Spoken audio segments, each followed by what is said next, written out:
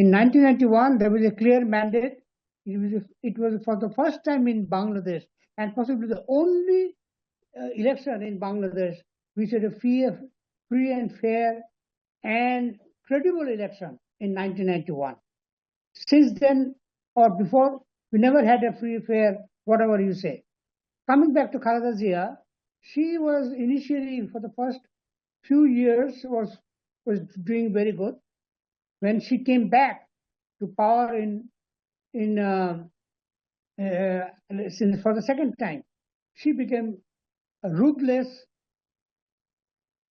authoritarian ruler.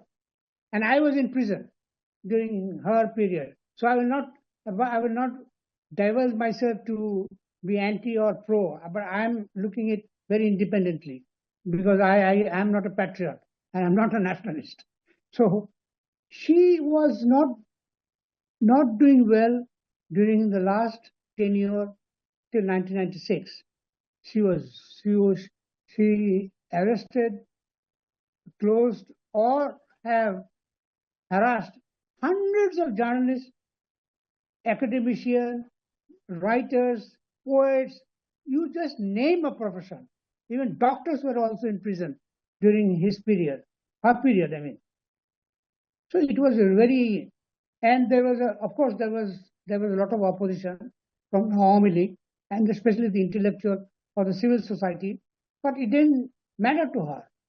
The reason was one: her son, today, who recently returned after 19 years, Tariq Rahman. Tariq Rahman had a power outside the power. Let me explain. He had a power of the defense ministry outside the prime minister's office. Incidentally, her mother was the defense minister. So the entire defense ministry was outside in another office, a private office, during Tariq Rahman's tenure. And she did not bother to ask or request or to amend his activities, which directly went against the defense ministry.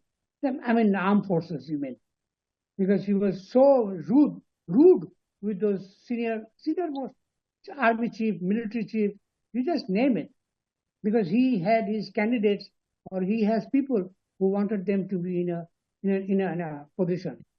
So that is what I know.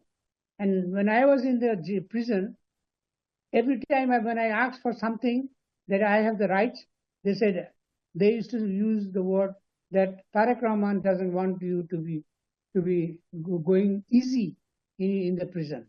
You will not get any facilities in the prison. So you can understand, Tariq Rahman was not at all democratic. And of course, Khalida Zia, her mother, was equally an authoritarian who ruled the country with an iron hand.